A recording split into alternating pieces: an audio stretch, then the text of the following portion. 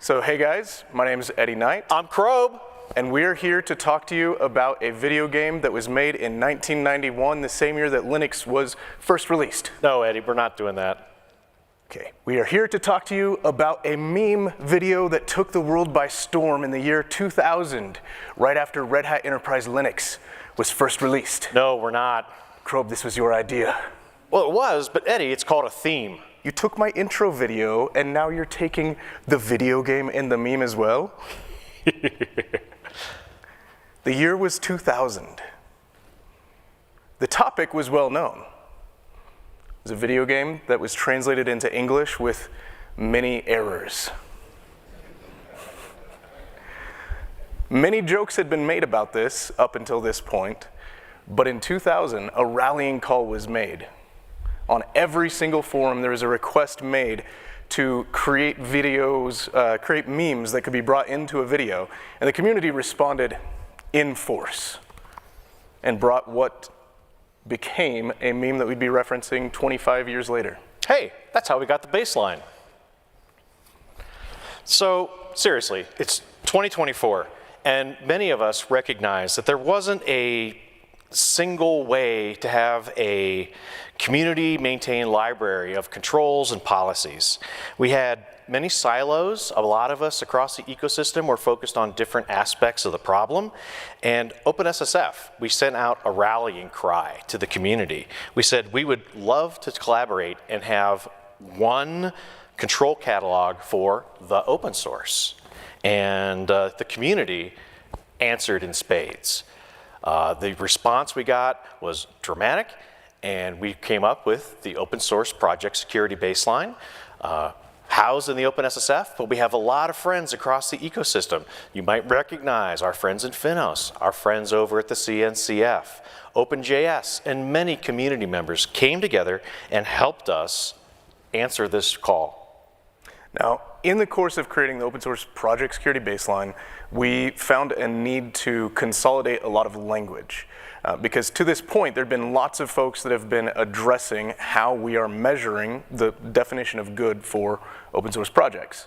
Things like, you should have multi-factor authentication turned on for your organization, things like that.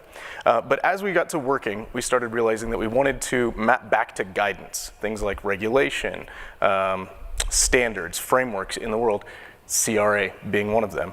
And that actually enables us to create a control catalog that is mapped to compliance and is actually effectively built.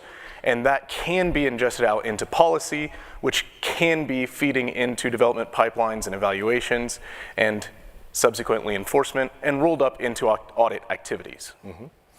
Now, when you're thinking about guidance, typically, it's intentionally written very broadly to allow an organization or a project to kind of bring their own adherence to that.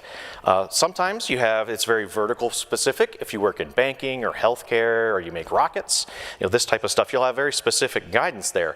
But oftentimes, organizations or projects will have compliance that they may need to comply to, and they overlap. You'll see two different frameworks or laws saying essentially the same thing, just with slightly different words.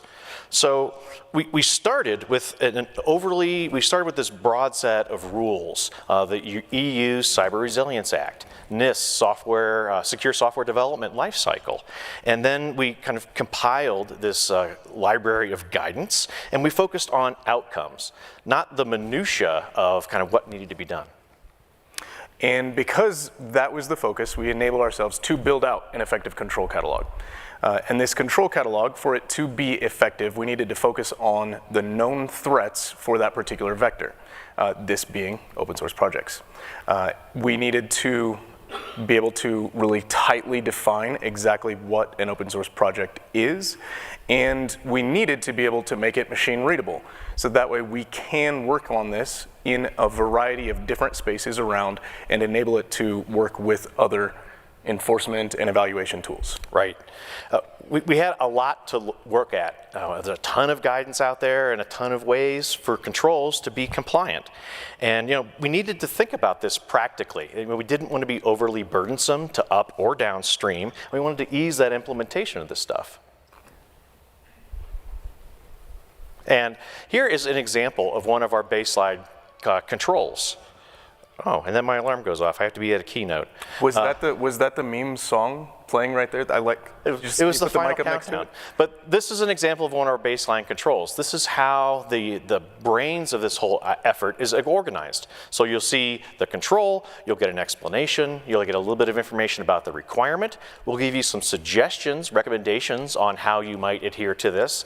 And again, if you bring your own, there's other ways to do this, but we try to give you some teasers to get started. And then we'll tell you, we expect a project at a certain maturity level should be able to do this with not a lot of extra effort. And then finally, down at the bottom, my favorite part is where we map into those control frameworks, those laws, those standards, policies, and frameworks. And we kind of tell you, this particular one maps to the NIST Secure Development Lifecycle POS2, 1.2, and PW6.2. Crob has spent a lot of time looking at security mappings. So much time. So if you have any questions about how different things connect to each other and where the overlap is, it's in this guy's head and in a spreadsheet that we have. So as we're doing all of this, we actually aligned ourselves with another effort that is creating control catalogs inside the FinTech Open Source Foundation. This is where the idea for Gemara came from, and we now share a schema between the two projects across the Linux Foundation. So we're writing our control catalogs using the same machine-readable format, and you can see here screenshotting a PDF that got put out by FINOS recently in a May release, I think. It looks roughly the same. We have about the same information because the YAML is actually indistinguishable. They're both using the Gemara schemas. Mm-hmm. Now, when you look at policies, they typically, they're there to help a project self-manage. They set rules for behavior and expectations for processes and whatnot. But when you're in an enterprise space, these policies typically are developed by the business unit, or they might have particular vertical or legal compliance obligations. And you'll see that these policies typically focus on business outcomes and objectives. So when we were looking at this catalog and the controls, we took time and we mapped all these policies to the controls to help people understand that, merging that connection. I didn't get your meme to pop up. It took 2 clicks. Oh, that's okay. There's your meme. There he is. Yeah. Hey, Goose. I just want to stop and say, this took so long to get these memes put together.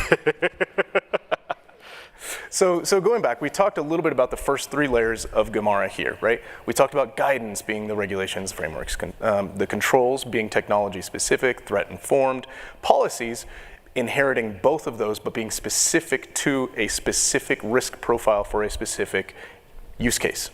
That use case ends up being an engineering activity. Mm-hmm. Who are devs? Anybody here write code? Do you guys have to adhere? Keep your hands up if you have to adhere to some kind of policy, cybersecurity policy, compliance policy, things like that. We're wanting to simplify that handoff.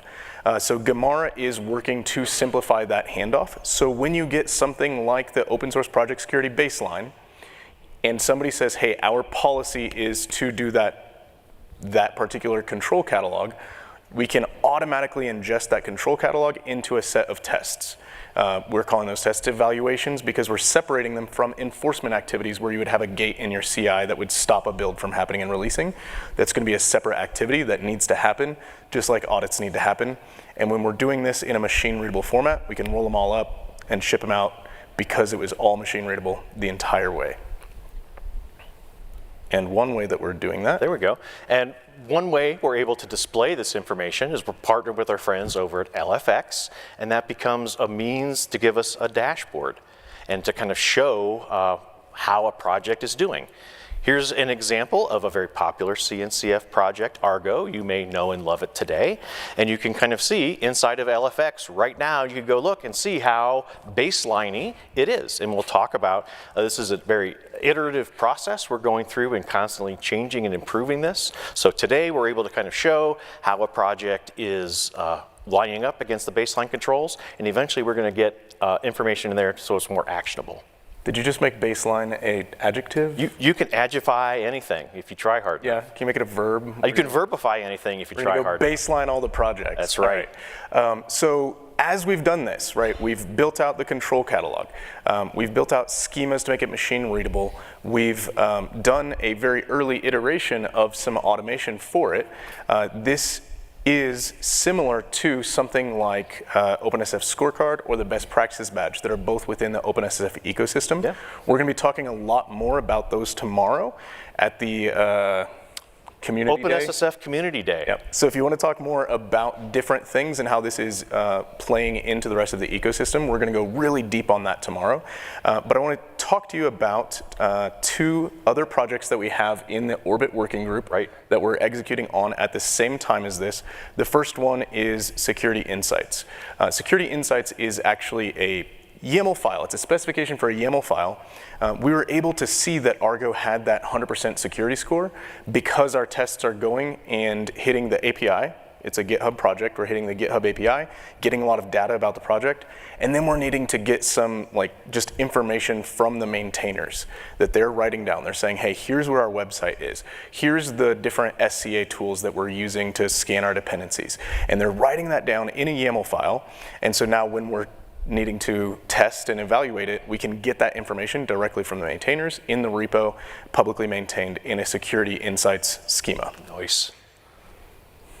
And so thinking about this, the next step is assessments. And assessments are key for us. This helps us take this theory behind governance, risk, and compliance activities, and we give them give a downstream or a project proof. On this day, this happened, and here's how to get more information. And it helps us equip both upstream projects and maintainers to kind of understand where they're headed, and it also helps downstream consumers understand the security qualities and practices of the projects. The assessments are actually coming from guides that were written within the CNCF for CNCF projects, and now we have genericized those. So any open source projects or stewards that want to dig in and follow that same guide can go into the security assessments repo, find a guide there's a whole book that was written by Justin Kapos, who's probably in the room somewhere, but I'm not going to call you out. Wait, I just did. There you go. And there's also a guide for joint assessments. So projects can actually reach out to a neutral party and say, hey, I want to dig into the design of my software and make sure that I'm thinking about all the important things at every single step of every single stage of this development process. And that joint assessment process has actually been proven inside CNCF to dramatically increase the security and secure design of projects. Right. And this is one of our most active projects within the OpenSSF. So if you're interested in talking about all those baseline controls and frameworks and laws, come join the baseline SIG. Or if you're interested in the tooling that helps enable the assessments, helps understand and interrogate the software repos, or any of the things Eddie's talking about, Gamara, Ampil, Darnit, all this kind of the suite of tools that we have along with this, that's our Orbit working group. As Eddie mentioned, we're talking about this tomorrow at OpenSSF Community Day. We're at the booth. We're also on Slack and on the internet. Reach out to us. We're glad to talk. And we put up QR codes so you can get a little bit more information.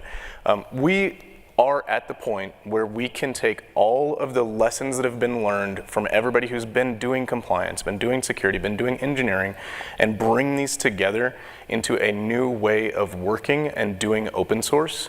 We have a lot of people that are involved in it right now, and if this is something that is going to positively impact you or you're simply interested in it, we would love to have you come out and help us shape that future.